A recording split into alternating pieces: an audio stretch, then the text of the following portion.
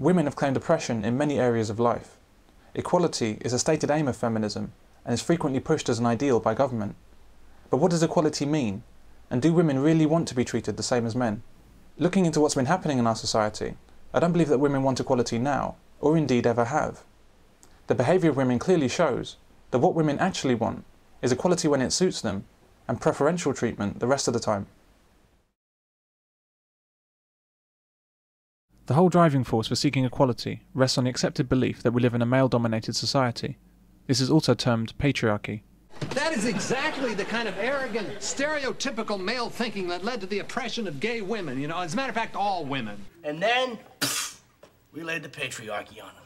In this patriarchy, everything is run by men, for the good of men, and to the detriment of women. On the face of it, it would seem that women may have a point. Most of Parliament and the judiciary are men. Most of the powerful jobs are held by men. Women didn't have equal property rights before 1893, they couldn't vote until 1918, women used to be prevented from going to university, women were often stuck in unwanted marriages. Surely we've always lived in a patriarchy. But does run by men mean run for men? Although there are men in Parliament, there's also women, but those men in the main, and as indeed most men do, they're just there to enact policies, laws or whatever it is, irrespective of being a man, if you see what I mean. So that this fallacy that because it's a so-called male-dominated society that somehow men will only ever do things to benefit men is absolute tosh. It's an established fact in psychology that both men and women are happiest with men in authority. Men want to be led by men, and women want to be led by men. What feminists chose to call patriarchy was nothing more than a division of labour between men and women, which was, until the 1960s, essential and natural. A culture did emerge from that division, in which men were widely believed to be superior, and in which women were defined by law and custom as the burdens of men. The key term here, however, is burden. There were few, if any, tangible benefits to men by this arrangement. The spurious idea of superiority by virtue of sex was unfortunate, because men and women were never meant to be in competition with each other. Women are not the opposite sex, they're the complementary sex. What this apparent superiority brought men was the duty to fight duels to the death over a woman's honour. The legal responsibility to be punished for any crime committed by his wife, for example debtor's prison, the right to go down with a ship while women were rescued, and the right to military conscription whilst women stayed safe at home. It's strange how patriarchal privilege has far more restricted men's freedoms in life than women's. But women chose not to see this reality, and instead saw men as being free, with no obligations and no one to tell them what to do, the same way that children see their parents. Women chose to ignore the near complete lack of choices open to men in all periods of history, chose not to notice the conscripted men coming back from war, and instead chose to focus on issues more important to them. The entirely selfish attitude of women, so clearly displayed during the First World War, continues to this day. Despite what we're repeatedly told, we do not live in a male-dominated society. The way I believe we've been built by nature is that men are the doers in terms of the world outside of the immediate home, certainly, outside of the nest. The men are the doers of things outside of the nest.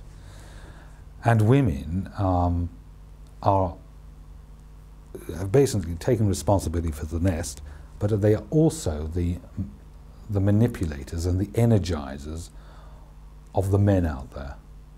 So I see women very much in control. They certainly are in charge of the upbringing of the children. They certainly are the ones who indoctrinate them with their views. She tried to lecture us on patriarchy and all that guff, and I said, there's no such thing as patriarchy in the West. I said, and you know that. In fact, it's a matriarchy. She was talking all 70s speak, how women were oppressed economically, sexually, socially, and I thought, you're going to make me cry in a minute, you know what I mean?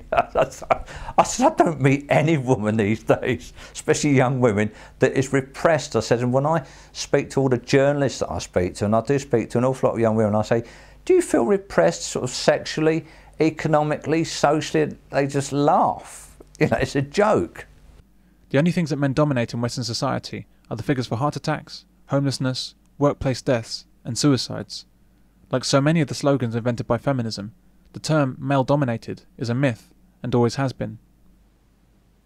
It hasn't been a case of, for how many thousands of years that we've been on the earth, in the last 70 years, women have suddenly got power. That's absurd. It's gone around in cycles. Societies have evolved. Women have had lots of power, then they've had few power, and then they've had more power, and then it's gone to low power, and then they've had the same with men. It's not starting from point 0, moving to point kind of 100 over here. Do you think that we live in a male-dominated society? We do, but we also live in a society in which males are dominated. Of course, if you look around, men have all the best jobs. They're the presidents of countries and the CEOs and the high flyers. And when people talk about male-female equality, what they mean is women should be equal with those men at the top. But it's not a particularly representative sample of how all men fare in life. Yes, men are at the top, but men are also at the bottom. They have all the they tend to die earlier. They die of all known causes of death at a faster rate than women. They have all the crappiest jobs. The rate of 95% of workplace fatalities are male, so they have the riskiest, most unpleasant jobs. The bin men, the loggers, the construction workers. So there's a lot of men at the bottom too, and so you get men at the bottom, men at the top, and kind of women in the middle. And when people talk about male domination, they forget that the winners, the male winners, are not just quotes dominating the women; they're also dominating the others too.